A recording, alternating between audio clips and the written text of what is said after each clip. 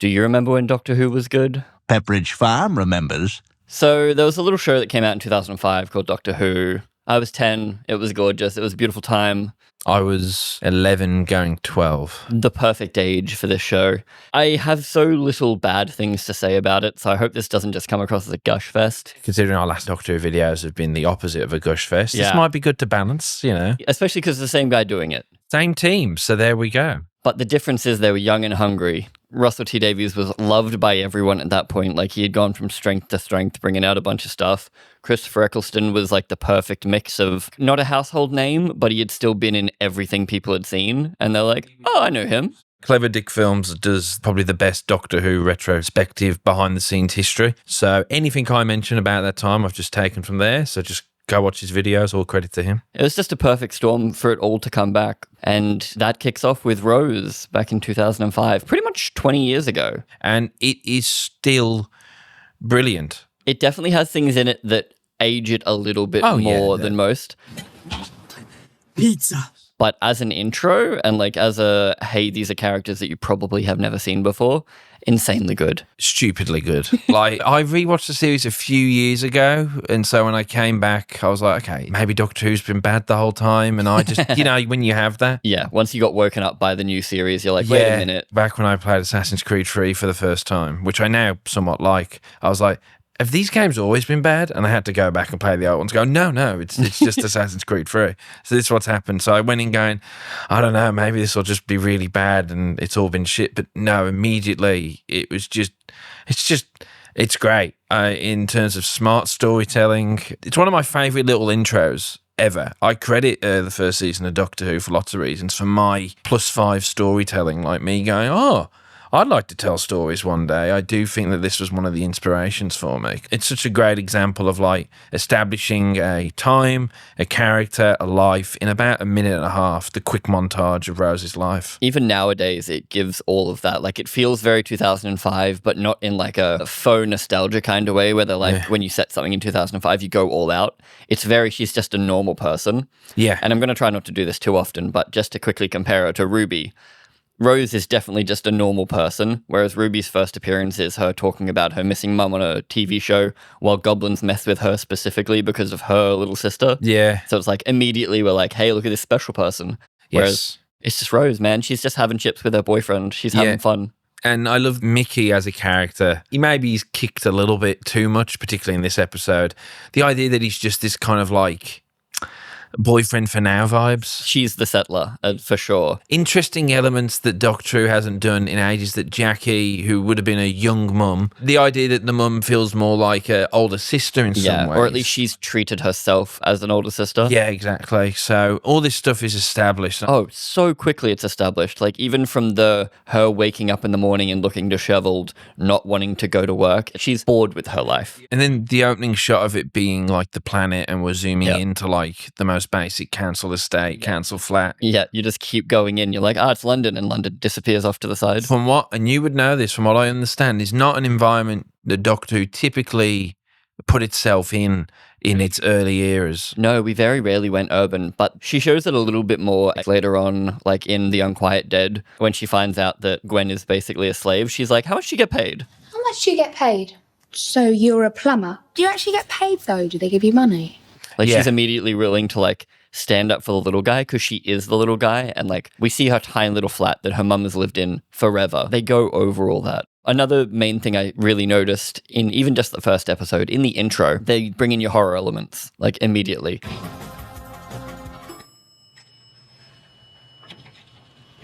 Because the music ends when the elevator door opens. So then and then it's the something normal that becomes freaky. So the plastic model's moving, while a little bit hokey in some ways, is a freaky concept. There's definitely hokier plastic things later on. Yes. But I think the zombie autons are done quite well. Yeah. And it's also interesting that the autons were used to introduce the third Doctor way back in the 70s. So it's like his first story, Spearhead from Space, was an auton story. Yeah. And I think it's just perfectly Doctor Who being like, hey, here's this innocuous object. It will try to kill you now. Yeah, and then we get the now iconic, handhold run. Well, that's our introduction. He's a mystery immediately. And it's like, that's the perfect way. This was your first experience with Doctor Who, wasn't it? Yeah, I watched it. It would have came out on Saturday night. Yep. And I distinctly, though, remember watching it Sunday morning. It's crazy that you didn't watch the classic series as a little British boy. Because, like, over here, the ABC basically had it syndicated. So every night at 6 p.m. on the ABC for most of my childhood would just be random Doctor Who episodes. Yeah, no. So I it just remember was random never... Tom Baker and Pertwee stories. Also, my dad's a big nerd. Yeah, it's my mum who was the Doctor Who nerd. So she knew of it and said, oh, yeah. So I watched it the Sunday morning by myself and being quite immersed immediately. It had that beautiful little thing of, like, even at, like, 11, it felt older. Because, like, Rose is 19, the Doctor's definitely not young, and it had, like, the horror elements. And one thing I did notice is how many goddamn people die in this show. Like, if you're a side character, you're fucked. Yeah. Because, like, Wilson, we'd never meet him, but immediately Wilson doesn't answer the door, and then later on, Rose is like, oh god, Wilson, we have to get him out before you blow up the satellite. Wilson's dead. When Rose gets tapped on the shoulder and given the plastic bag to go down, modern day RTD would definitely have that be like someone important to put Rose on the right path or something. Maybe it was the gap between the series, like, because it hadn't been on the air for ages. He knew that he couldn't bog people down with lore. Oh, I love it. Like, this was basically a new show. Like, we don't get any references to the past series until Dalek. And even during Dalek, he's referencing something that isn't from the new series. That's just a new mystery. So I don't think season 1 has any callbacks except for the physical appearance of the Daleks. Oh, wait, at the start of that episode, you see a classic Cyberman. Oh, yes, but like that's like Easter egg at that point. Yeah. Which is, Easter eggs are almost non-existent nowadays because, like, you compare Star Wars Episode 7 where Finn pulls out the training orb and he just chucks it away. Easter egg. But then, like, nowadays what they do is, like, they just hold on things. Rogue One, how they're like, hey, look, it's R2 and C-3PO that have nothing to fucking do with this, and we're going to focus on them. It's those guys who tried to attack Luke in the bar. They have a little cameo appearance. Wilson's dead. So Wilson dies, and then every episode, multiple people die. And I'm, like, trying to think back to compare it to Ruby's season. And episode 1, I don't think anyone dies because it's the goblin messing with them. Doctor saves everyone. Maestro throws someone in the piano in the opening. And then it's like, we don't know whether he came back at the end. But, like, there's grand scale destruction, but there's no personal, someone gets killed and they're definitely gone. We don't meet the plumber from End of the World and, like, actually get to know her, that she's a little middle-class working girl. She's basically Rose in the future, and then dies. We develop Clive by being like, loving family man, but a bit weird. Yeah. They go out shopping, get shot in the head by an Auton, and it's like, oh, everybody fucking dies. Yeah, it's the horror of, and it's them playing with the balance at that point. But yeah, that's set up for people like me, a kid. I know what the Titanic is, so reference the Titanic. The JFK assassination being a reference because Doctor Who came out the same day JFK died. He's this other being. He feels alien for sure. And they do such a good job because watching this for the first time, which a lot of people will, they'll go to series 1, it works so well because, as I've referenced before, I'm the last of my kind. It's superhero stuff, so it just makes sense. They treat it like a mystery, the whole series too. Like in Rose, he's kind of brushed on, it's mostly on Rose. End of the World, very much Rose emotionally focused, but you get a few more hints. Unquiet Dead, the plot of that episode is the Doctor has to reveal a little bit more. And then in Dalek, it all comes out. Rage, explosion. Oh, it's what hooked me in. Gallifrey gets said that second Christmas special with Donna. My home planet is far away and long since gone. But its name lives on. Gallifrey. And to me, that's a big reveal. We get it. We get its name. The idea that there was episodes and episodes of him interacting with men in funny hats, and I'm just here going, "Oh, where's he from?" Such a mystery. It hooks you in, and such a good idea that for them not to reboot it, but strip it down to its core components. So someone new coming in doesn't have to worry about 40 years of lore. The core of the whole series is, and it was their intention, you can tell without doing any research, is making sure that these two core people are working. Like, how are they interacting with each other? What's their arcs? Because they knew, budget-wise, that the stories and the monsters might take a little bit of a backseat to these characters' interactions. And in Rose, and also in the next one, it very much is the case. At the End of the World, they kind of just continue the same stuff. The thing that sticks out is the one take of this episode where the modern era could never. You're just allowing the two of them to sit and talk without there being a whiz-bang. And I couldn't help but picture, I know it's different, but it's the same people. Shooty's already like calling her babes and hugging her and saying she's the most gorgeous person and winking at Jackie when Jackie makes a little joke, like, and all that stuff. I'm in my dressing gown. Like you're expecting trouble. There's a strange man in my bedroom. Nice to meet you. I'm the doctor. Well, anything could happen. Honey, I'm here for fun. In this, you definitely see when they click. Like, the actors have chemistry for sure. Oh, yeah. But you can actually see Christopher Eccleston slowly, because he meets her multiple times. It's not just like they meet and then they hang out from there.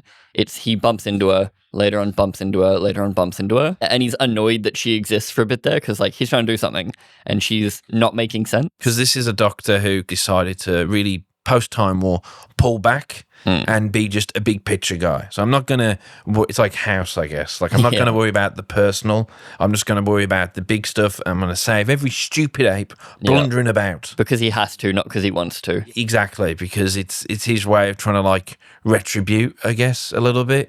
So Rose coming into his life is meant to symbol, like, him kind of becoming the Doctor again in some ways. Realizing the little guy is actually kind of cool. Yeah, and there's a theme that will continue, and I'm sure it was in Classic Who, of like, Donna pretty much spells it out in her Christmas special of you need someone to just like help you stop, to catch you, which is a good idea as to why this, 1,000-year-old alien would want a 20-something female hanging around with him from Earth and not a fellow alien who could live for hundreds of years too, or Which something. he does try at a he few has points. tried a few times. But because Rose is like the perfect storm for it, because she wants the adventure as well, because she is bored with her life. Yeah, when you're in that working class and you're going nowhere fast, like, it completely makes sense. And it's something that, from what I understand, as you've told me as well, grounding the companion like that with a family and responsibilities, and then appearing back and the family being like, where the fuck have you been? Multiple times throughout the series as well. Fairly new for Doctor Who. Yeah, I can't think of any time they've done it.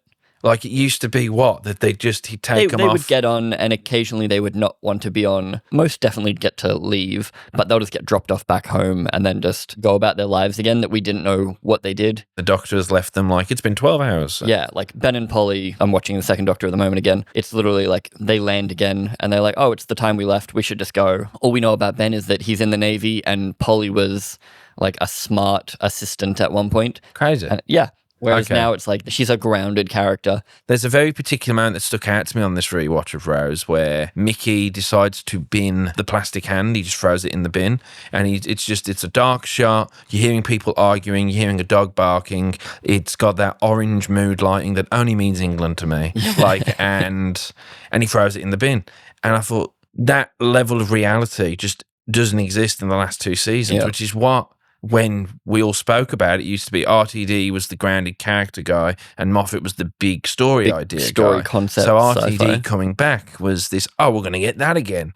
Instead, obviously I don't want to bring up that still, but when you're back here in this and we've got that character tension we were praying for the last two seasons. Oh, they fight constantly, even in this episode. Yeah. Like, she's annoyed at him because he's very up himself. Oh, like, yeah. Him when he comes to her apartment originally, he's lifting up her stuff, going through everything, chucking it around.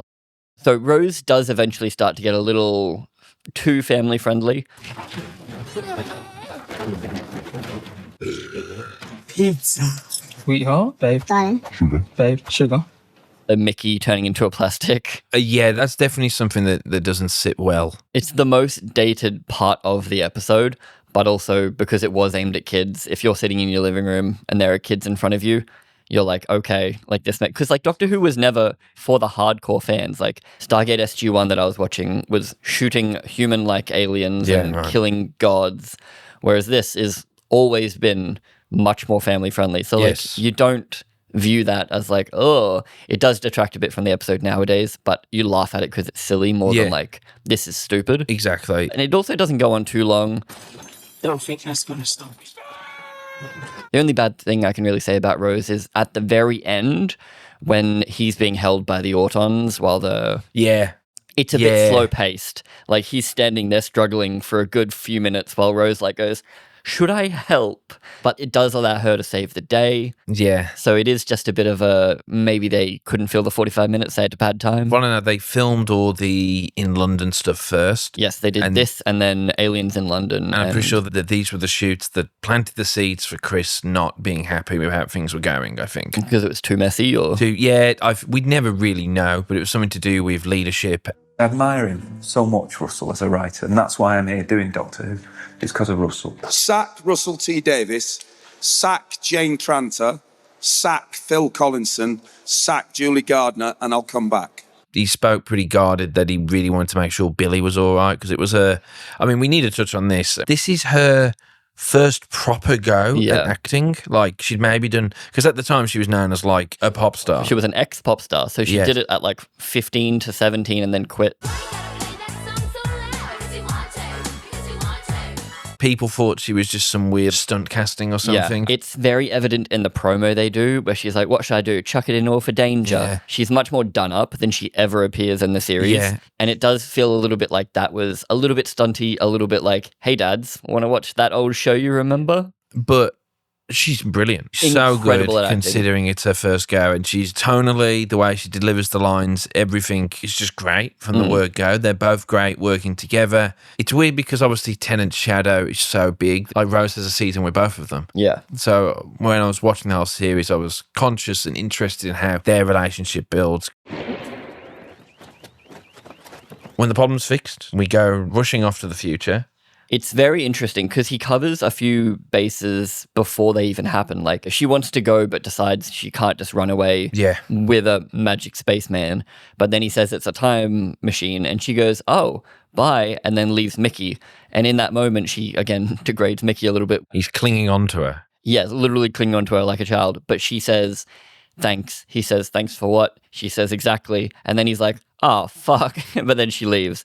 And that moment comes back later on in Father's Day when it's like, I said space travel, you said, oh, no, thanks. And then I said time machine and you got interested. So it's like, it's a setup without feeling a setup. Yeah. It's cause and effect. That's a huge thing for this season for me, actually, cause and effect.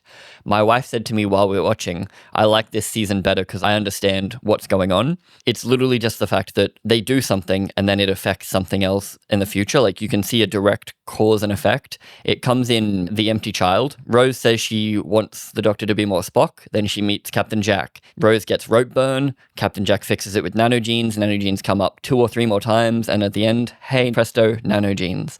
That's also just Moffat, and I'm a big Moffat stan, I'm sorry. But the long game, he deletes all their news because he saves the day, gallivants off. And then in finale, Linda with a Y says that all the news got turned off in one night, so the world went to hell, and then the Daleks snuck in and fucked everything up. Yeah. And the Doctor is sitting there going, I did that was me. Oh no. Yeah, because he was under the, it'll all be fine. And they'll work it out. this whole series is so stripped down. It's either on Earth or above Earth. Which again is similar to the third Doctor, where he was trapped on Earth. Yeah. One thing they do save money on in this series, because it's above or below Earth, you get the long game and the two-parter at the end are both set in the same sets on the same stage. Oh, yeah. Because the problem with Doctor Who is you usually have to make everything new per episode because you knew aliens. I wanted you to look at that. I feel like whenever they're in a space station, they go into a big wide space. Like, it's probably the same one. Yeah, they've just redressed it, surely. So that could probably also include End of the World being a bit cheaper because they can use that. They use the observation deck window. That's the same. And then we've got everything set in London, so Rose and the 2 aliens of London one. But they save so much money by shooting a lot of it in, like, Rose's flat. We go back there a bunch. It's budget and it's scrappy and it helps them story-wise because the Doctor Who concept is so insane. You can do literally whatever you want. So you need some kind of box or you're just going to go. You need an anchor point that keeps you going, here's why we're here. And the show is always at its best when there's, shockingly, from a week-to-week thing, having characters you're interested in is what keeps people coming back. The thing with aliens, there's a danger of relying on them visually to just think that's enough. It isn't. Like Star Trek, for instance, one of its comparators at the time, they were on the Enterprise for a lot of those episodes and for a big chunk of each episode. So you can save money by doing that. Stargate SG-1, you're in SGC. And like, until you walk through the gate and you end up in a random forest in Canada, you're saving money. Like, it's insane that all these shows have budget figured out. Right. And then Doctor Who was like blowing the budget constantly. Oh, yeah. That grounded nature, because it's kind of at the start of Batman Begins came out 25. Casino Royale was 2006. This kind of like moved to more of a grounded nature. Yeah. When the last proper Doctor we saw on BBC had question mark jumper. To see him just stripped down and proper, I think really serves this lens of Doctor Who that they went with. For in episode 3 where he goes and tells her to go get changed into something more Victorian. And she comes back and goes, why don't you change? He goes, I changed my jumper.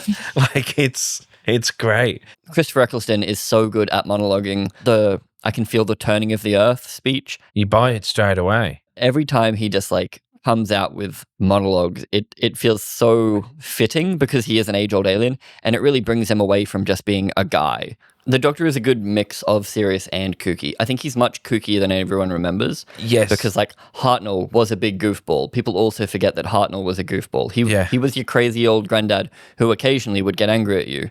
But, like, for the most part, he was going, hoo-hoo, and, like, hiding in a Dalek shell. And this one does the exact same stuff to the point where he's getting attacked by a plastic hand. Rose thinks he's messing around. But, like, he goofs off. It's great. Chris said he wished he did the comedy different in that I interview. think he nailed it. I think he nailed it too. He came in doing it for the kids, and you need to be doing it for the kids. But then it works because when we get episode 3 and he jumps inside the carriage, follow that carriage, and he realises he's with Charles Dickens, he then just fans out, explains what fan is, waffles about the bad bit in one of the books. Like, Yeah, you know. he enjoys traveling. Yeah, it's like he's reawakening the love of it. Yeah. Like traveling with someone, showing off to them, and not just wandering aimlessly by himself. Yeah, well, I mean, I feel the same way. I don't love solo traveling because I'm like, I want to talk to I want to be like, share this with how someone. cool is this? Yeah. Yeah. So it's like that hits home for me perfectly. Episode 2 is the end of the world. Which shows the concept of the show immediately. You're like, oh, just did your modern day, and now we're like, let's go to the future. You pointed out, I'm sure many people point out, just how fucked up it is that the Doctor chose this to be the thing. He does not realize that you should not be like, hey, do you know your existence? That's it. It's futile. Yeah, everybody and, dies. Like, I want you to see your planet burn so we can relate on this level. And she calls him the fuck out on it, and she's like, not cool, my guy. There's a whole little section devoted to her having a panic attack because we get to see all these cool aliens. And again, concept of the show, you can go anywhere, see everything. So here's a bunch of aliens, and we as the audience are like, wow, this is a lot of cool aliens. But then it just holds on Rose for a bit there, and it's like, oh, this would be insane. That an hour ago her main concern was plastic people taking over London, and now an hour later it's all chill times at the end of the world. It would be a weird evening for her. Yep, a lot of this season is back to back to back. So with End of the World, again, we get immediately people dying. She connects with the blue engineer chick, the plumber. So you're basically a plumber? Yes, that's right, miss. And again, Rose immediately like, are you getting paid well? Like, she's like, are you okay? And she doesn't like that the TARDIS translates right. Correct. She gets mad that the TARDIS is in her head when they're on the viewing platform. Right. And we get some science, which was way back in 1963. Sidney Newman wanted it to be a science for kids show. So Rose knows something. She's like, hang on, I know this. Doesn't it take millions of years for it to explode? Yeah. And the Doctor's like, correct. But also they've done timey-wimey stuff, so it's going to go off when they want it to. And she's like, oh. So I enjoy just the few little bits of science stuff. And they explain why it looks like Earth, because it's like, oh, that's classic Earth. Because Rose says, don't the continents move? And he's like, they do move. So it's like, it's going through the like science stuff. So Rose gets to watch the start of the planet explode. Which is absolutely insane. Like, it'd be petrifying at 19 or at any age to be shown the end of something. Like, your whole perspective on the world would be different. Yeah, you know? and it begins the message, or it begins the theme of the episode of like what it means to be human. I will enjoy going through the message of each episode. We go into the what it means to be human when Cassandra rocks up, who is one of the all-time great villains, and she's a comment on plastic surgery a little bit, but mainly what it means to be human. So it's like you can view it as like plastic surgery bad because you're making yourself look stupid. Yeah. Or you can just be like, oh, what it means to be human when you compare Rose saying she's the last human versus this person who is pure, and she touches a little heavily on that everyone else is no longer a pure human. They've all mixed bread. Yeah. Yes. She's immediately the bad guy. Yes. And it's also a mystery of the episode who the bad guy is, who's doing all these killing things and what's going on. The stuff that sticks out is Chris, his 9 going, this is me, now, that's all that matters. Like, he does not want to even talk about it. And then retroactively works when it's revealed it's the War Doctor. Yeah. So he would have that reaction. That wasn't me. That was some special other person. Even though at the time, the assumption was the Doctor regenerated from 8 to 9 in the Time War. It works both ways. Yeah. But even if it was 9, him trying to like distance himself is wonderful. Then all of a sudden it's special button behind fans, and it's... Well, they do kind of have to pitch you that it's like the big adventure part of the story. The fans don't hold up in any kind of way. I think they do have one line about that it's, again, nostalgia. Like they wanted to do big fan blades because that's cool to the designer. But we also get the death of another character. We get sacrifice, which is a big thing in Doctor Who. It's people sacrificing themselves because they meet the Doctor, they want to be better, they want to do better, they want to save the world. And we get, I can't remember her name, but Tree Woman. Not only does all the makeup and everything hold up surprisingly well, like these people just covered in probably so much latex that it hurts to breathe, but they get the air from my lungs. We get Kooky Doctor, beautiful. And then, she sacrifices herself in the end. So her being wood comes into play. Like, it's wonderful. Nothing's wasted. And also she does a couple more hints towards the you can't exist. I don't know if she name drops Time Lord, but she says your species, you can't exist. And he's like, ha ha ha ha. Yeah, it plays it off. But yeah, like that's always the stuff that sticks out for me. It's not my most favourite. It's probably down there for me. Like, it's good for the character stuff. Yes, it's definitely a Rose-centered episode because she almost dies as well. She gets to talk to her mum. Yes, it's all that stuff that's important. And then we go off to Cardiff. Well, we have to show the other side of that. You've been to the present, future, and now we have to go to the past to which prove is what to we did people. with every companion in this era. And it's immediately a historical. So we get someone people recognize, but not enough that the character doesn't look like Charles them. Dickens plays by Simon Cowell, I believe. It's similar to Cowell, it's slightly different. And does a wonderful job playing someone who, it feels like we should have audio of Charles Dickens, but we don't. Because he's so recent. He just missed it, I think, because he died in, as they said, 1860 or 1870. It's gothic. We get zombies again. We get ghosts. Then it's all, I like that it's explained that they fled from the Time War. They're gas-based entities. So they and I love that. But it works so well in the fact that it's still sci-fi. They're gas beings. And also the era they're in is very ghost story, Victorian London. Gas-based. And it's like, and they've just invented gas. And I think the first shot is the gas lamppost flickering while the TARDIS appears. So you're constantly like, gas. A ghost story with Charles Dickens just makes sense. Like, it's... We get so much into his historical character as well because it's like he doesn't believe in that kind of thing. So it's like he's written all these fantastical stories, but he's like, but come on, that'd be ridiculous. So that way, throughout the whole episode, we have someone calling bullshit on everything that's going on and slowly coming to realize by the end that everything's fantastic. And then... Sorry, he dies next year. And it's like that kind of like, it's a little gut punch at the end of the episode. And he doesn't get to come in the box. He just sees it disappear. And it would have been relatively cheap on the budget because it's Victorian England and the BBC archive is full of old-timey gowns. And like the sets look like a reused set from something else. It feels like you could have just snuck on the set of, It's the stuff I like about filmmaking is like, what do we have? That's why Doctor Who has always really appealed to me because you say it got you into writing. It pretty much got me into filmmaking. Is because it always felt scrappy. And like, I loved even mostly the original series. You can see how things are made. And I'm like, Yeah, and then exactly. This show also came out with Confidential, which is just like, hey, do you want to see cool BTS of making? I loved it. And you could tell that it was hard, but they loved it.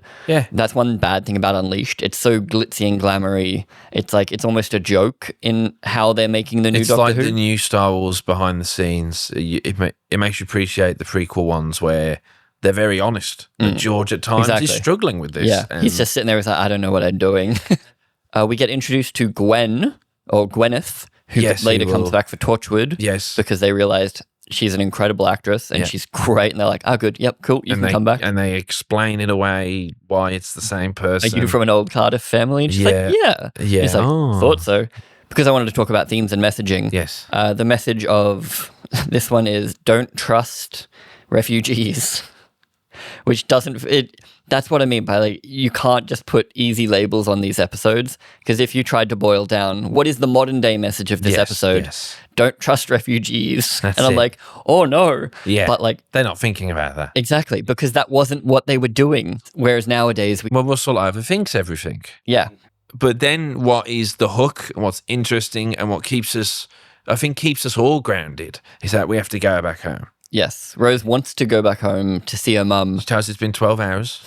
And then she pops in very casually. What? It's not the first time I've stayed out. Yeah, Jackie drops her stuff, freaks out because, again, for Rose, an hour ago she was on the phone. Yeah. But that was in modern time. Yeah, it's been, for Rose, it's been a weird weekend. And it also shows that the TARDIS doesn't always work as planned, because we get that in Unquiet Dead too, how he thinks it's London, but it's Cardiff. So it's like, oh, it's not good with positioning and it's not good with time sometimes. It's just a fun way to explain it, like in season 2 where he saw 1979, he goes outside and he goes 1879. Yeah, but same that's the thing. difference. It's it's a good conceit for the story because it lets you do whatever you want, because otherwise you have to come up with a reason why the Doctor would want to go to this specific location. And why something's always happening when he lands. Yeah, it's a good conceit. It's just like broken box do silly things and makes Time Lord do stuff.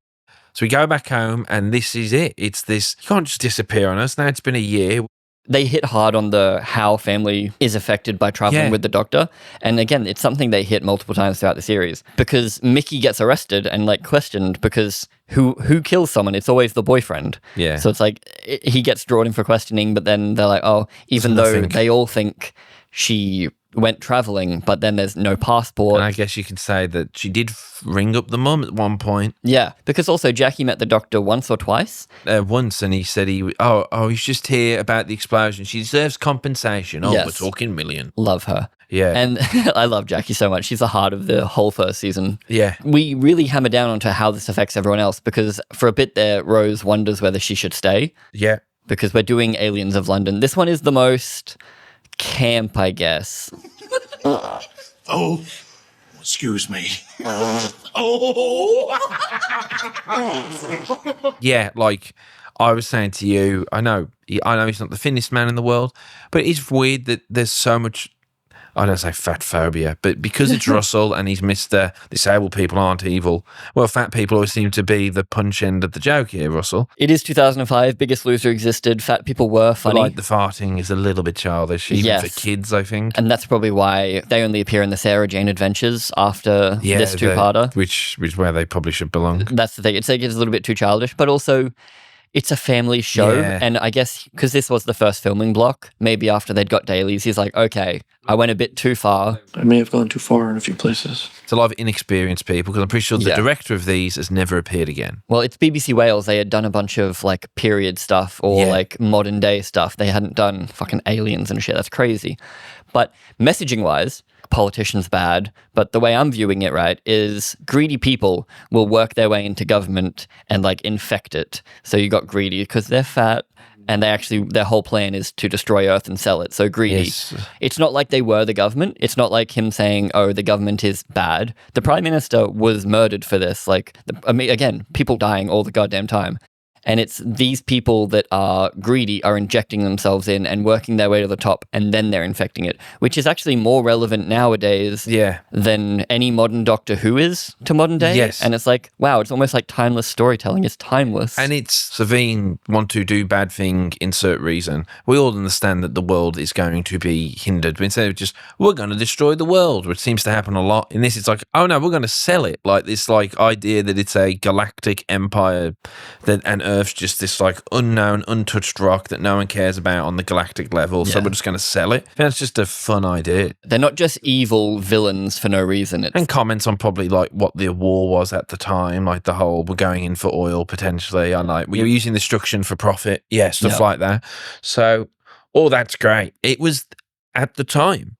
It was me losing interest though. I'm pretty sure I didn't come back for the second parter. I think I either missed it, but I remember distinctly being in the car having the TV magazine and it was like the Daleks are back, and my granddad going, oh, they're the proper ones. They're the main villains. So I thought, oh, I'll watch Dalek. Maybe that's why he slapped it as that episode. It's a well-paced season as well. That is something. I like those 2 episodes still. It works really well. And like the mystery behind it as well, because the Doctor has no idea what's going on. You can see the Doctor doing the wheels turning, like the narrowing it down scene where he's figuring out the mystery. And it's like, it works well there. But it also covers off the fact that modern day stuff doesn't have to be normal. Yeah. Like we can hit the fact that time is in flux. So we can have Big Ben get blown up in modern day, and the Doctor's like, I'm not going to fix that magically somehow. That's happened now. This is what history is. Well, what happens throughout all of RTD's era is that aliens keep showing up. So eventually everybody just stops denying it almost. It's like the worst kept secret in the world that aliens exist. It's a good way that you see the world evolve into, because this is the first contact. That's what I'm saying. 'Cause this in all the other previous, because I've seen like Daleks on the street of London, haven't I? So like Unit covers it up type stuff. I'm sure you could whisk it away, but it's more realistically, this is the first episode of the show. He realized you can't drag yourself down with all doesn't the world know about aliens? And it's like, yes, but also this is my new show. Yeah, like, exactly. Stop. We're not going to bring back Sutek for episode fucking 3. Oh, well, that's, as you said before, the resistance. But to bring the Daleks back obviously makes sense. It's season 1, and it's the advantage of being back after so long. You've got all the best toys that no one's seen in a while, which marketing you could say a lot of all of RTD's run is that. Every season, and here's the next one. Yeah. Like, he works down the list and then leaves. But he weaves it in well enough. Yeah, he does. We'll go on to Dalek. So Dalek is easily the best episode of the season. Best standalone, yeah. Yeah, and performance-wise is insane. Like, Christopher Ecclestone actually gets to show how tortured he is.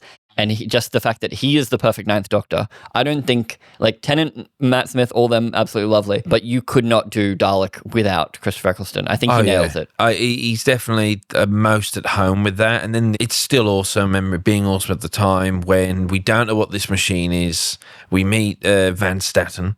And an American billionaire that sucks. Yeah, who runs the internet. And let's keep everyone thinking that way. And but when he goes in, he goes, I'm the Doctor, I'm here to help. And you get that Doctor, or apparently it's taken from a Sixth Doctor audio adventure, very similar setup. Oh yeah, Robert Shearman had already done this, pretty sure. To repurpose it is great.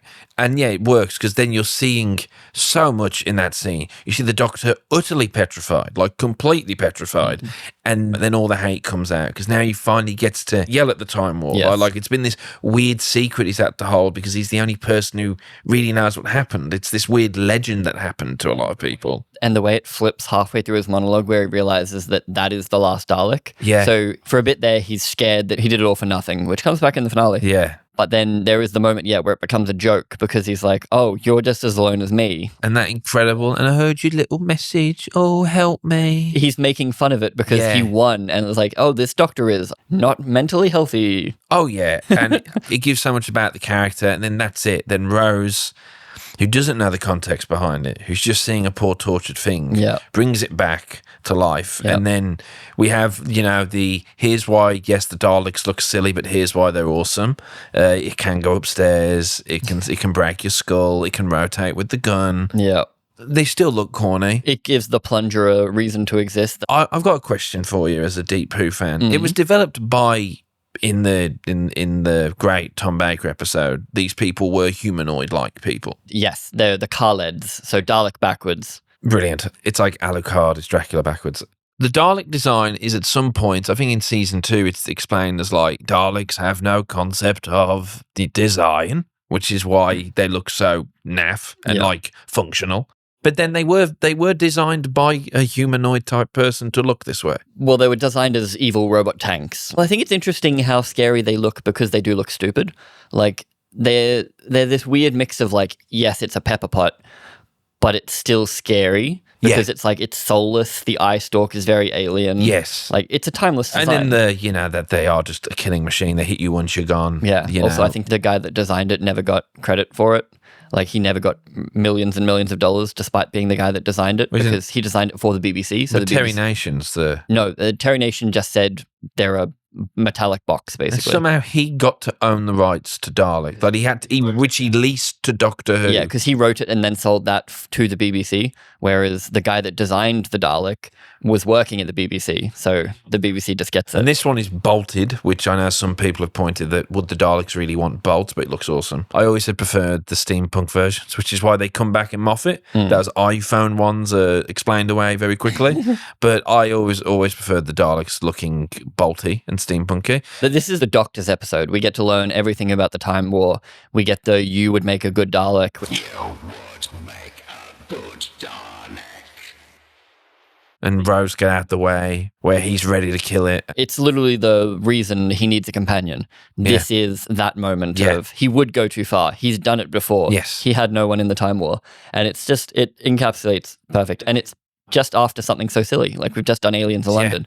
Boom. Then from there, we get probably, is it the weakest episode of the season? This and maybe the Boomtown, I guess. Yeah. Even though Boomtown has some interesting stuff. Boomtown has some great performances. It's there to set up that one can look under the hood of the TARDIS and get some special powers. So the long game, it's the Simon Pegg episode. The episode itself is realistically a very big foreshadow to the end of the season. Yep. In the episode, it's kind of like, oh, news can control the media for the whole world. Things will go bad. But I think its main point is to show that not everyone is companion material. Yes. Because we drag Adam along from the last one. For him just to fuck up. Because Rose thinks he's cute and also he has nothing better to do. He's British. It works. The actor at the time was known for being in Coronation Street. So I know him. It was Todd was the character. He was one of the first, I think, openly gay characters in Coronation Street, I think. He basically gets greedy. He tries to almanac from Back to the Future. And it's like, yes, Rose is special. So it's like, this is an interesting them figuring out stuff episode, but nothing major happens. It's a little bit like corporate laddery. Yeah, we go up there, we fix it straight away. Yeah, we go up there, we get held in place by the bad guy that can't move. But then it's another form of people sacrificing themselves to save the day because they knew the Doctor, like Sally. Yeah, but then what we get is then another going back in time. It's finally revealed that Rose wants to save her dad. It's probably the second best of the season, and this one is completely character-based again. It's crazy how little I cared. Nolan has done similar with Oppenheimer, that he didn't feel the need to superimpose 22-year-old Cillian Murphy when he was young Oppenheimer. Because when we see Jackie, who I can only imagine is meant to be in her very early 20s in this, you just give her still big hair. looking like herself. It's fine. Because like you see old photos of your parents and you're like, it's grainier cameras and you're like, oh, they look so old back then. Well, Sean Connery being 32 for his first James Bond film is the most like, what? Yeah. But it's perfectly great because nowadays you think they would just recast her, or, you know, they'd have Billy playing both of them or something. But it needs to be her. Because that's the connection. Yeah, and it continues Jackie's, like, it's like it automatically lets you know that these two people do know each other. And also Jackie's so spectacular in that role as well. Yeah, and small thing, it makes you go, just how old is Mickey? Because I'm going to assume he's at least 5. He looks like, 5 or 6 so years I guess older. he's probably in his early 20s when he's dating. It was a choice. Yeah, it was a choice to have him be notably older, maybe 5 to 8 years of age. But also, maybe he was meant to be 3, but they're like, I don't want to fucking work with a 3-year-old. Yeah, it really doesn't matter. Yeah. And it's also funny that I might have just imprinted on Mickey. Even though Billy was just over 19, 20, 21. 19.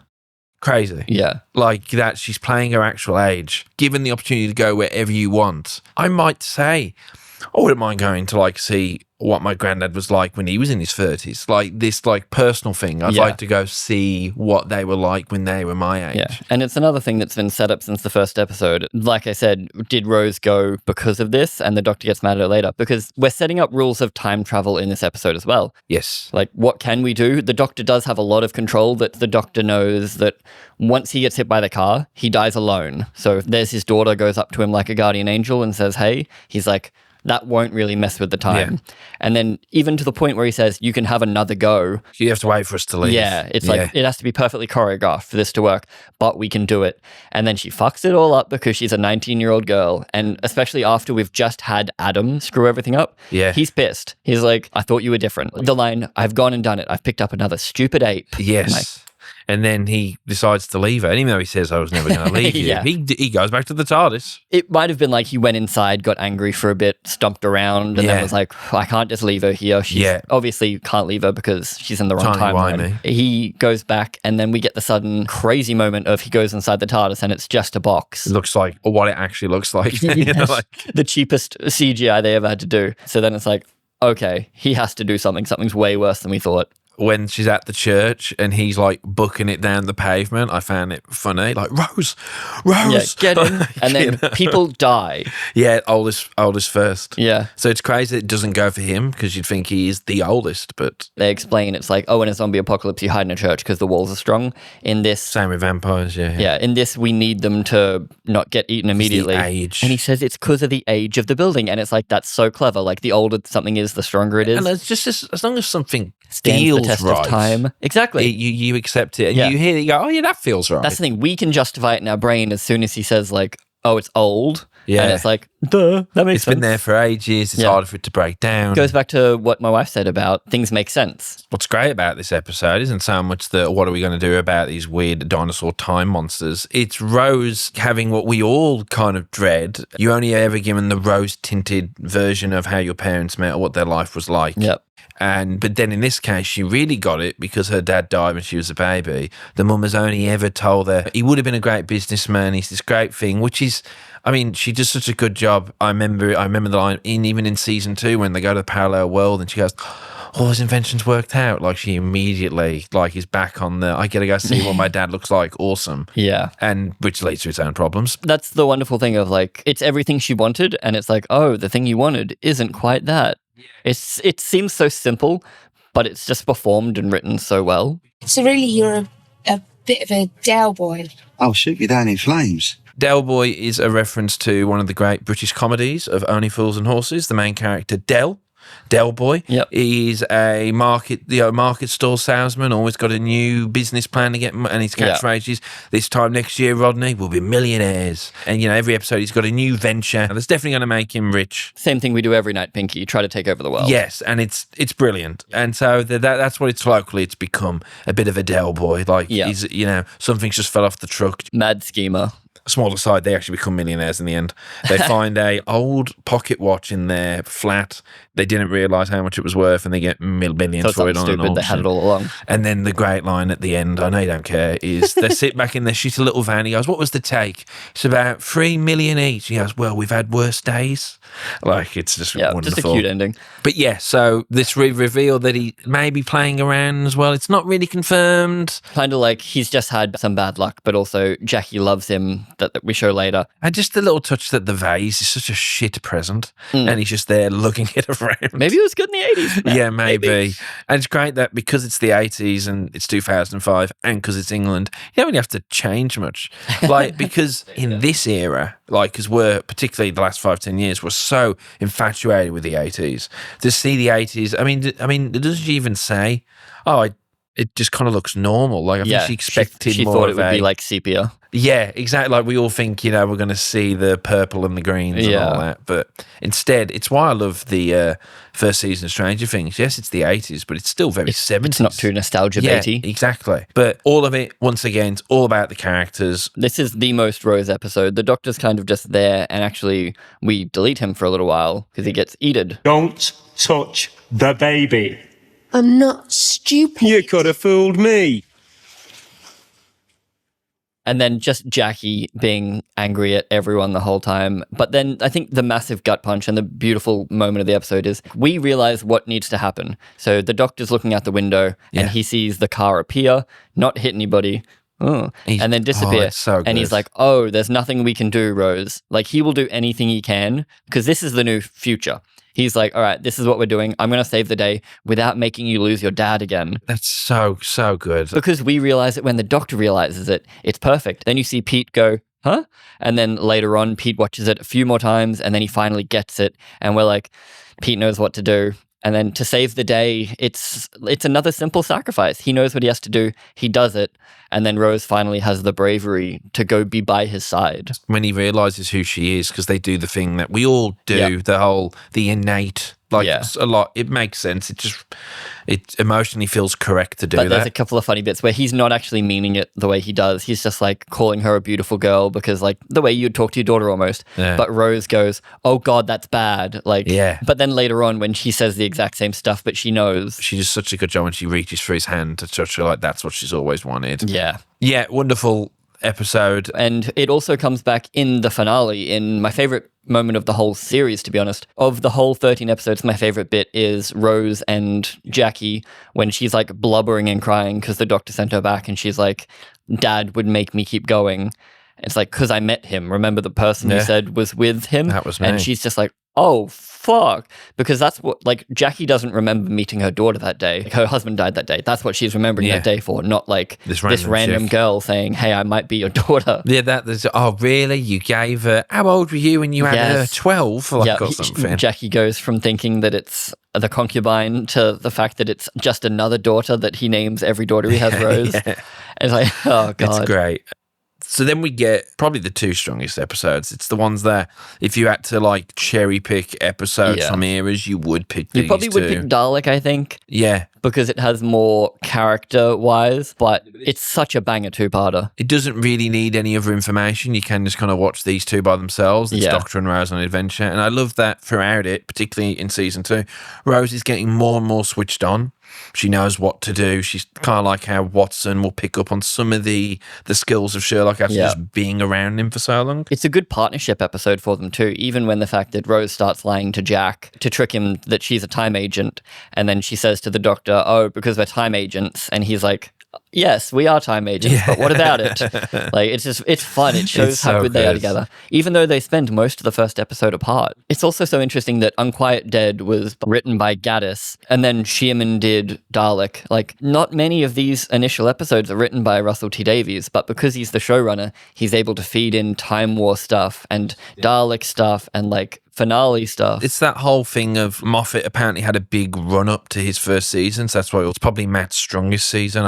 When we get there, we'll get there. I think it's the same way that this first season is realistically story-wise the strongest from RTD1, because Russell had 20, 30 years to think about these stories. It's like a band making their first album. Yeah. Oh, you did great, kids. Now here's 18 months to the second one. Yeah. So it's him doing that. Here's everything I've wanted to do with Doctor Who. And then Moffat got to do that for Series 5, because sure, he had written some banger stories, but now he actually got his hands on it. Yeah, so with this, it's Moffat's first go, even though we do all love The Curse of Fatal Death. It's canon in our hearts. Yes, it's beautiful. Hey, now that The Timeless Child it's canon. And also when, because what's his name? Richard E. Grant, he shows up in the holograms. Yep, He's true. in the comic relief as well. Yep. So I would have burst if Rowan Atkinson's face appeared in the holograms. So I would have been... It should have, honestly. If you're going to do Shalka, you might as well. Yeah. And what a first episode. It's such a good, like the Are You My Mummy? It's iconic. It was iconic at the time immediately. Are you my mummy?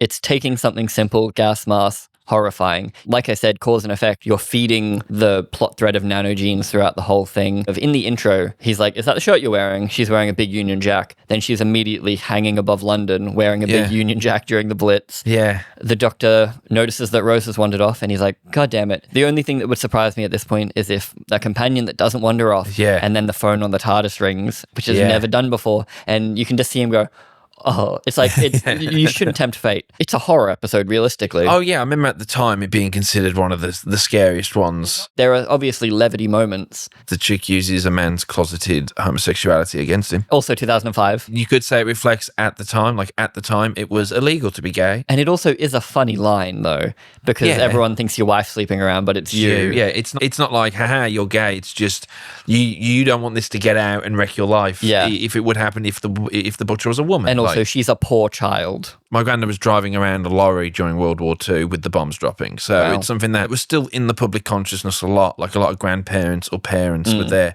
So, and still today, it probably still feels like that in England, the Blitz and all that. So, and they don't make light of it either. Like, not at all. He's not like, oh, you silly goose, is World War II. He treats World War II as like the little guy standing up to the big guy. And when he goes in there and has anything fell from the sky, it would have been a big bang. And like, everyone's like, so good. I think it's like, what this witty little comedy man's doing. Yeah, you know? he pretty much invented that style of like subversive comedy accidentally. Yeah, exactly. Like everything's just set up and paid off. Like the Union Jack, the fact that the bomb is parked where it is so that it's going to get exploded. So you know your finale. You've got a ticking clock. And Jack's just a con man. And then he gets a heart because he hangs out with the Doctor. He's like the biggest example of someone making a sacrifice for the Doctor.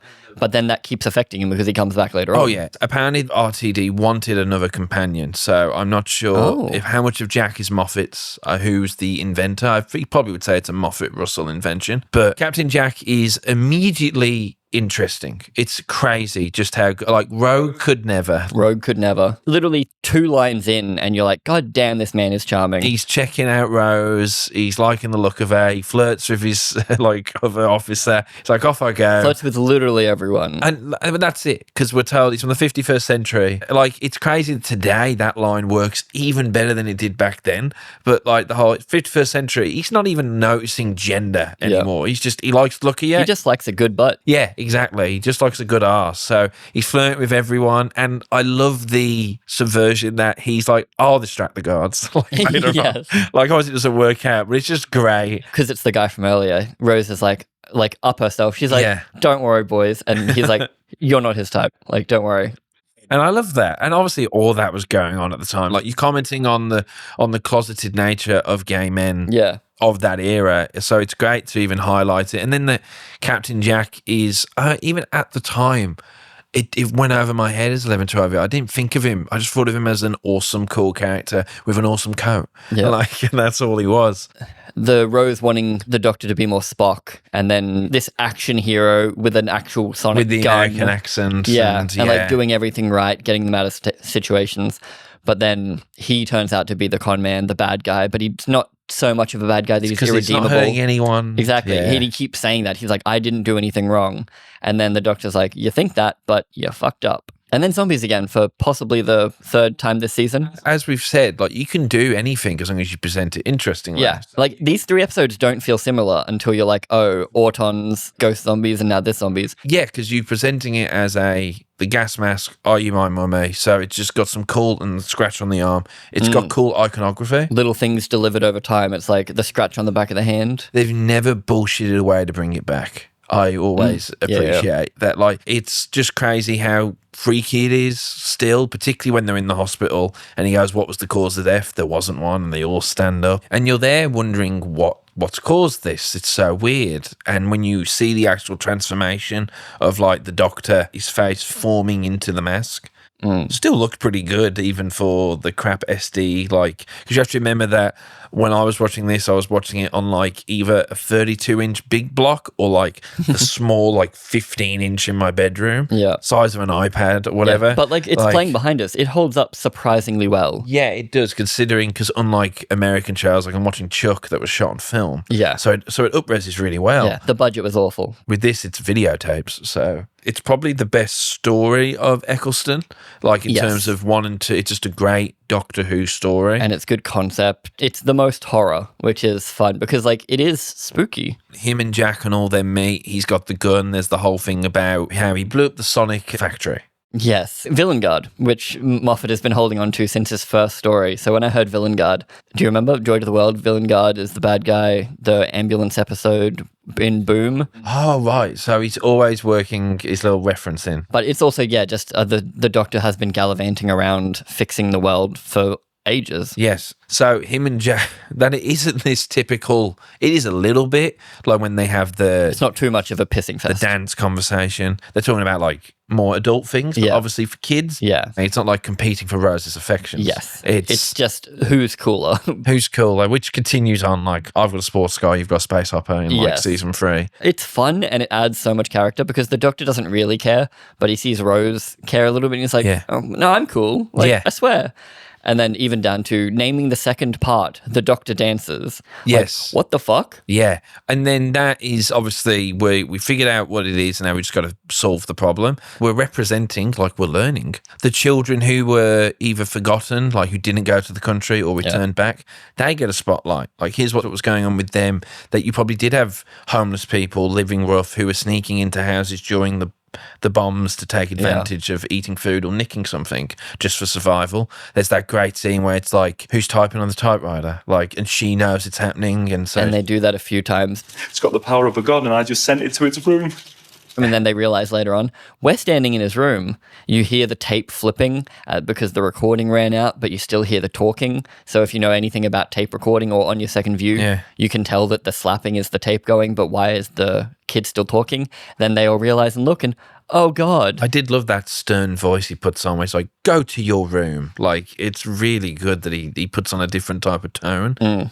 The reveal is so good because it's not nefarious, which makes it more interesting. Yeah. So it's revealed that Jack dropped it off, but in dropping it off, he released accidentally It was full of billions and billions of nanobots, which we'd set up. He just saw space junk, saw an opportunity. Okay, so he does it with the Chula. Chula Chula. It was like a Chula Indian restaurant when they all sat down for the series started and were like, we're going to write Doctor Who. That's very cool. So they referenced that. The nanobots have interacted with a small, scared, dead boy, because that was the first thing they saw, and because they haven't been programmed on what humans meant to look like. That was their baseline, because normally they get given a baseline. Yeah, humans are scared little boys in masks. Yep. So whenever they meet anyone else, they do just that. It's not evil. They're just doing what they think they're doing. It's like you can still do a ghost, creepy monster story, and it's science in the end. Yes. That's still great. You don't need to turn it into fantasy, Russell. Stephen does it wonderfully in his era. I mean, you get a vampire story and they're lobster people. It's very Peter Pan. She's in a nightdress, all that. Like everyone gets a, Raggedy Man, the girl who waited. It's all fantasy. He blurs the lines, but it's still sci-fi. Especially because people are watching it for a sci-fi show. Exactly. But he plays with it, which I love the tone, which he brings back in season 2, obviously, Fireplace Man. And then the beautiful line, just this once, everybody lives. Because, fun fact, up until now, /series 1, no one dies in this episode. Everyone gets brought back to life. So, yeah. Whereas every other episode, like the plumber and people have just died. So what happens to the nanobots? Like, do they go heal away? The world, and then I guess the doctor tells them to stop. But that's what I'm saying, because then you're here going, well, hang on, aren't there going to be nanobots in Earth forever fixing problems? He turns them off. Yeah, that's what I was thinking. Sure, I kept thinking there must have been a line I missed of like, and I'm just going to suck them back inside the ambulance and blow it up or something. But maybe that's miracles, right? Yeah. It's just you get infected by nanogenes. But there's that great line of like, Doctor, my leg's grown back. I only had the one. Well, there is a war going on. Are you sure you didn't miscount? That's just great. Oh, we get that wonderful ending with Jack. So Jack goes to sacrifice himself because that's what you do when you're a Doctor Who companion that isn't the lead. You go die. But then the Doctor proves that he can do cool things with the TARDIS and he saves him. But even just the shot is so good where we pan back into the TARDIS. And then he's along for the rest of the ride because we move into Boomtown. I don't think it's the weakest episode. I'd probably put it just above The Long Game because Margaret in this episode is so damn good. Like there's so many fun monologues of her being like, oh, Doctor, you're my executioner. Yeah. That dinner scene where she's constantly trying to kill him and the Doctor's like, I know you're trying to kill me, stop it. But it's mostly set up for the finale because we need to show the Eye of Harmony in the TARDIS. The bad wolf gets fully pointed out, yeah. I think it is just the performances. So it's not really a character episode so much. It really is just we need one cheap one so that we can do our expensive ones. Rose gets to see Mickey. Mickey comes up to give her the passport. That is a good character moment. Because just an invented reason to have him come up, right? Yes. Basically, she's in town for a bit. Yeah. She might as well. They need to refuel. So she wants to hang out with her old boyfriend. And he is right up there. He's like immediately trains to Cardiff and then they're going to go bang. But then he's like, oh, I'm dating Trish. And then you can see how angry Rose gets at that because even though she replaced him, he replaced her. It's complicated emotions. She's 19. And Mickey's always there in the back. So if all doesn't work out with the Doctor, good old Mickey will be there waiting for Which her. he knows it's sad, but he knows he does it because he's like, I'll drop everything for you. I do it every time. I hate it, but I do it. Yeah. And then it just shows that Rose isn't like this perfect human. Like Rose sucks in that moment. Rose is like not a good person.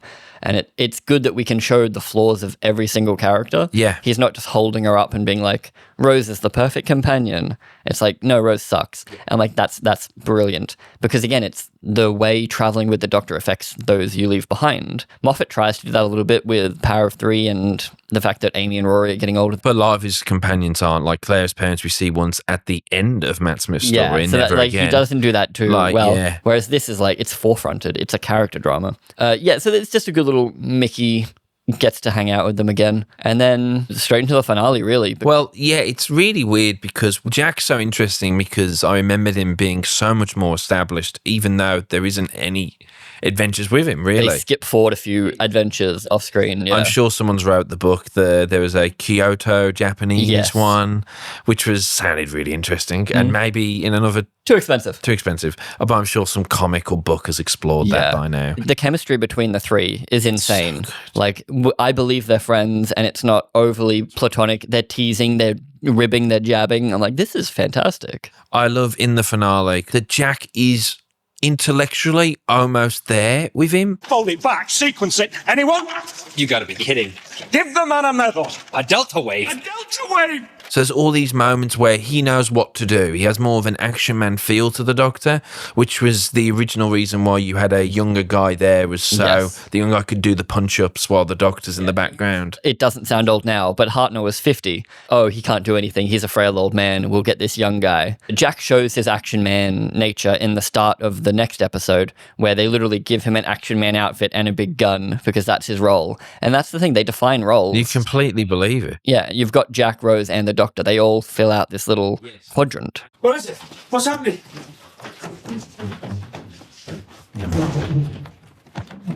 We get our cold open, which would have thrown you for a loop if you were watching this live, because the last thing you saw they were fine, and now suddenly the Doctor's waking up in the Big Brother house with the music playing and everything, and pretty well established. But also, I think there was already that it's not what it was, which is why that line. And it's all worth it for the android, the android. So good. And just everyone gets exactly where they need to be. So the Doctor is in the house full of overly emotive friends that all fake like each other. Yeah. And he doesn't give a shit about it.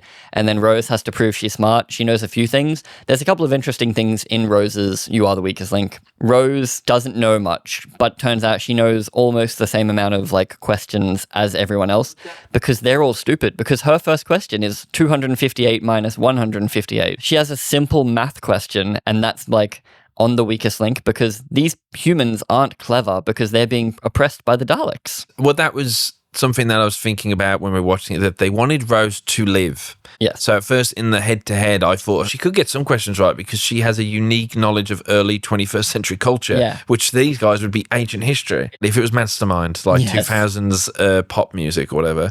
So she'd be perfectly fine. Billie Piper, I believe? Yeah. That would have been I'm shocked that's not in there. Or There's no who was Billie the best-selling reference. artist in 2003? Billie Piper. And she's like, Billie Piper. Yeah, both Doctor and Rose, and a little bit of Jack, learn the same lesson, which is so interesting because for the Doctor, when he learns that people are actually dying, he's like, time for me to fix the problem. But with her, it's now like, oh shit, I'm going to die. Yes. How am I going to get out of this? The Doctor is never really fearing for his own safety, but Rose is like, oh no. Yeah. And there's a clever little thing they do with Rose. Rose decides she's going to gap it. Rose is like, I'm not playing your stupid game. But a split second before she gaps it, one of the other guys gaps it. Yeah. And then he dies. And she's like, oh, okay. And then it's explained you're stupid. Where'd you vote for her? Because I want to keep you in. You're stupid. You don't even know the Princess Vosahin's surname. And also the fact that the contestants don't go on, they're randomly chosen. They're just teleported from Earth, transmatted from Earth. Horrifying. Yeah.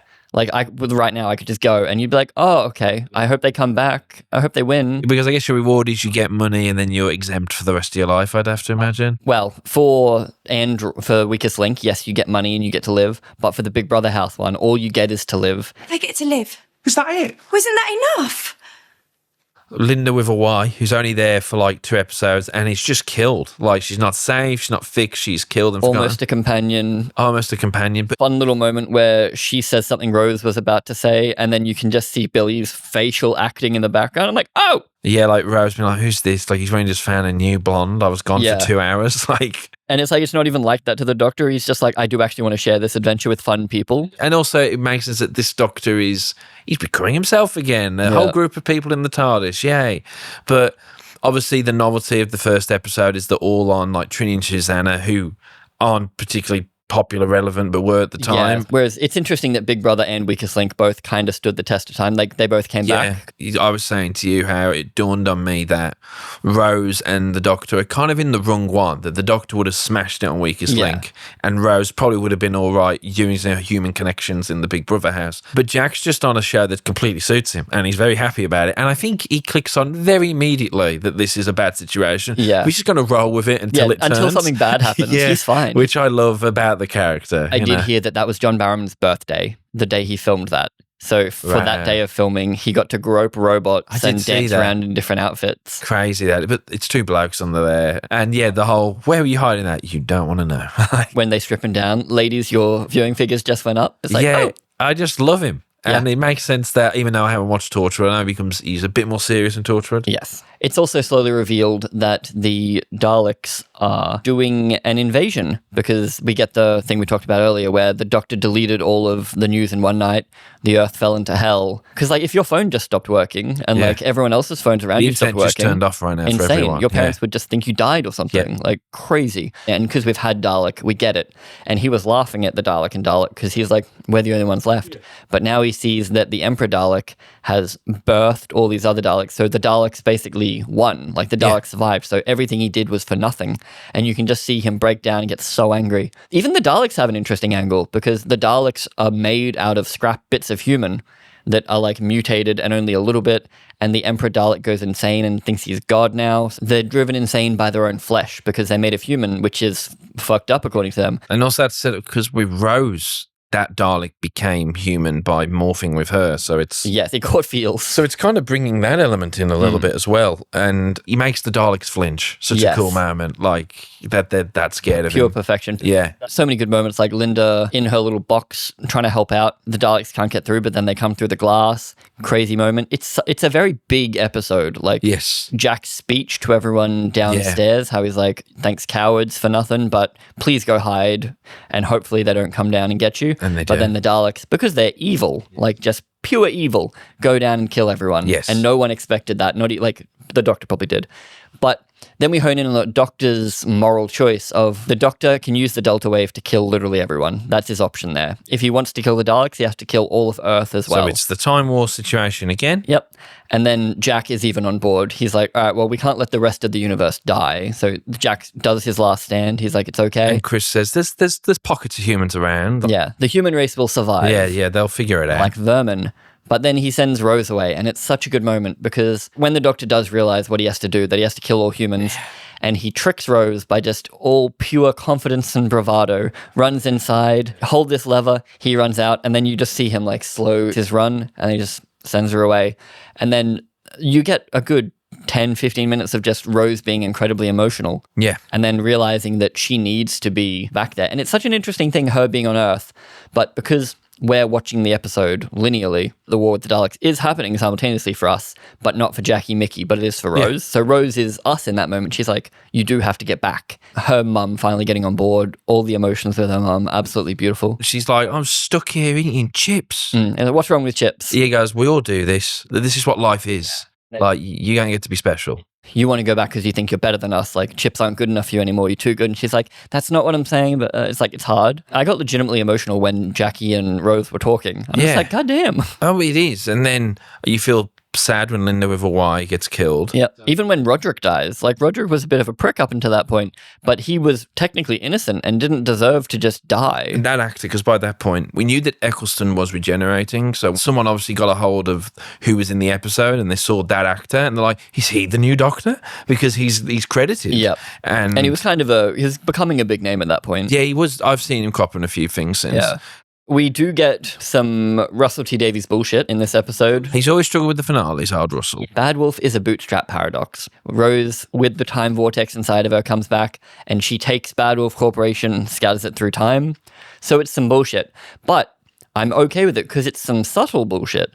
Because technically, she can bootstrap a paradox herself in that point. Yeah. That makes sense. And it popping up, it was more of like, I wonder what that means. It wasn't, for instance, just out of nowhere, an old woman staring directly into the camera and saying, a big mystery is coming. But it's funny how you can see the very low-level seeds of what Russell does. But it's truly incredible that it was a fairly last-minute thing that Chris was leaving, that they managed to make it work so well. Literally a week after it was leaked that Chris was leaving, David Tennant was announced. So it's like, that's an insane turnaround. Oh, yeah, because I think they just rung him up. Oh, we worked on Casanova. Do you want to do it? It's not over. And moreover, we'll get that lovely fella in from Casanova. And also, he was in Schalke. To me, it's incredible. It's a perfect ending. I was blissfully unaware from the tabloids, the internet. Doctor was just that show on the box. Did you have friends that watched Doctor Who? Because I didn't. When I was 10, I didn't have any friends that were watching Doctor Who. Like, we're watching much more action-based shows. No, yeah. Whereas, like, I was one of the only people watching Doctor Who, which is very interesting because it's like, it was always a cult show. Yes. Even for me as a kid. So I knew that the Doctor was played by different actors, obviously, but I assumed it was like James Bond. We all just pretend it's the same guy moving on. Yeah. So when it's revealed, it truly was revealed for me that there's an in-world reason for this. Still, I remember that feeling of being like, what? He's going to become someone new? And just being so surprised by that. And then in Russell's version, even though every Doctor has a different opinion, his 10 Doctors he feels like it's dying. Yeah. So the idea that this Doctor 9 is putting on a brave face for Rose, it's just wonderful because he probably is a little bit scared. Yeah. Russell goes too far with it when he makes it completely different people. He's still the same person. Yes. It's just played so well. Like Ecclestone, despite the fact that he left for not great reasons, you wouldn't know. He's not Harrison Ford doing things when you're like, oh, Harrison's phoning it in. Yeah. Ecclestone gives every goddamn moment of this his absolute all. Before I go, I just want to tell you, you were fantastic. Absolutely fantastic. And you know what? So was I. And I think it's important that he is the Doctor that brought this back. If he didn't work, if him and Rose weren't great, we wouldn't have had season 2. It's easy to forget because David then got to come in on, sure, a bit of pressure, but on the wave of the popularity of it. Yes, well, it was getting like 10 million views at this point in time. The show has almost not been as popular as Series 1. Like, sure, it picked up a bit for David's middle bit, but this was already almost peak. And I think it is accidentally, because I know it wasn't their intention, it's an important part of this character that he will change his face. So after the end of season 1, Time Traveller, Daleks, Regeneration. You didn't drag it on for 4 seasons, and then 4 years into this Doctor, people are like having trouble letting go. Yeah, it's already established. You've had like the perfect amount of him. It's like he literally established everything that the character can do. And while obviously we sit here going, I wouldn't mind 1 or 2 more with him, it's hard to imagine David not be, because it might not have been David when he left. They might not have got David. I definitely think Ecclestone left at the right time. Interesting. Well, David Tennant's the most popular Doctor, but people will still rag on half his episodes that they're arse. Interesting, really? There are a lot of David Tennant episodes that people don't like. Not for David Tennant, he's great, but they're like, oh, the stories ran a bit thin, or they ran out of ideas. I think his seasons go strength to strength. I think season 2 is his weakest. But he has weak episodes amongst it, whereas we're about to rate all these episodes on a tier list, and I'd wager they're much higher than any other Doctor. Like, I think every other Doctor will probably have a bigger spread, whereas I think these ones are going to be sitting high. And because of the limitations, that you have to make it good because the limitations when you're given a bit more leeway. Let's do it. Let's rate them all on tier list. So, you know how tier list works. S, A, B, C, D. So I've never done this before. Obviously, I've seen people do it.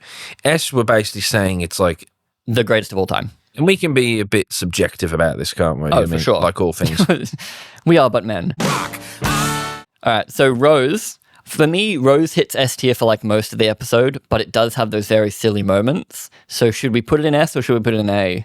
There's no way it goes any lower than A. No. But is it S or A is the question. Because we do have Plastic Mickey. As someone who marks things, you have to find the baseline. When I mark stuff and I'm giving someone an A here, I have to go, what more could I have asked them to do? Yeah.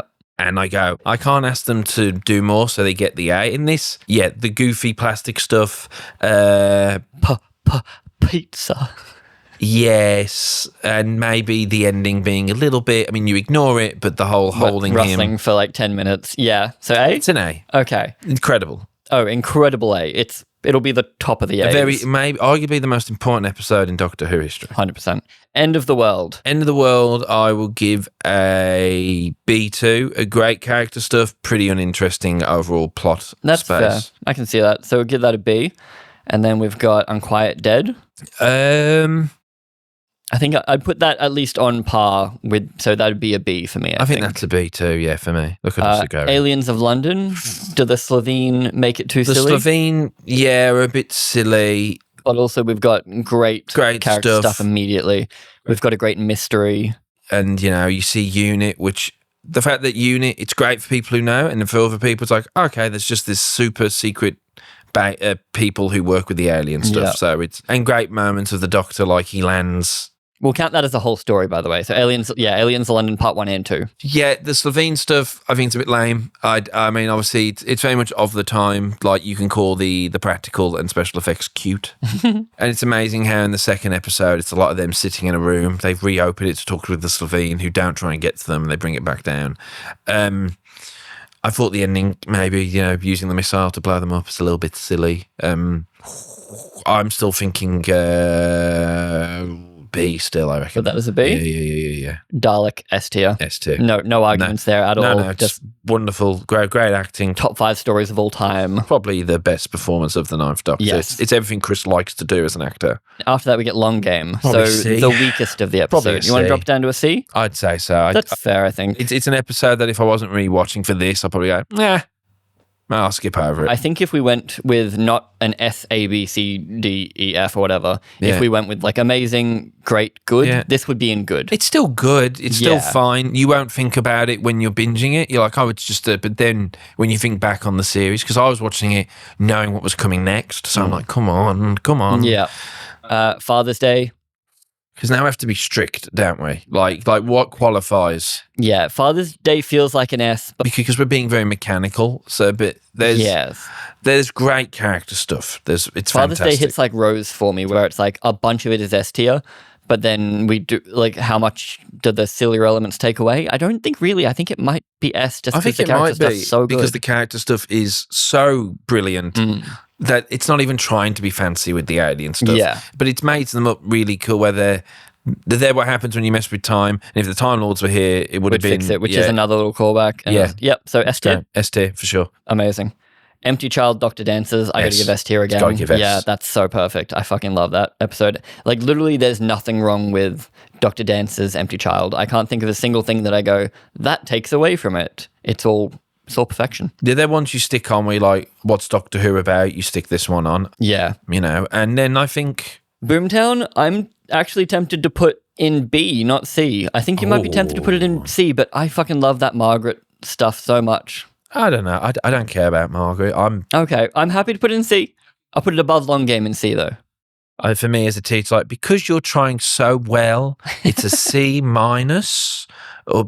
I'll put it above Long Game, but it's in not a C D still. because a D is saying it's actually borderline bad. Yes. So it's a C for me. It's a low Cool. C. We'll count Bad Wolf and Parting of the Ways. It's a solid A. Solid A? Yep. Because again, we got a little bit of Russell T Davies bullshit. Yeah, and I think it starts off really great, the novelty. It was an interesting choice to not rest on the novelty of the Doctor being in the Big Brother house for like a whole episode. Yeah. We get over the novelty and we move out pretty quickly, which I appreciate. The Bad Wolf reveal being just a bit of nothing. So thankfully the show doesn't make such a big deal out of what is this Bad Wolf stuff. Yeah, we never waste time on it. It's literally just in the background or wiped out, or they say, that's weird, and then they move on. So solid A. Yeah, the Doctor and Rose kiss, which could have different... Oh yeah, I don't like that. When watching that, I'm like, we did not need them to kiss. I would prefer just like forehead to forehead, super intimate, without being... I wonder what the original plan was in these scripts, because he wasn't meant to regenerate. If he was just meant to like... who cares? He would just... expel it. Yeah, exactly. Shot it into a hand on the floor. Because I'm a Time Lord, I can hold this information. Yeah, so that's all the episodes.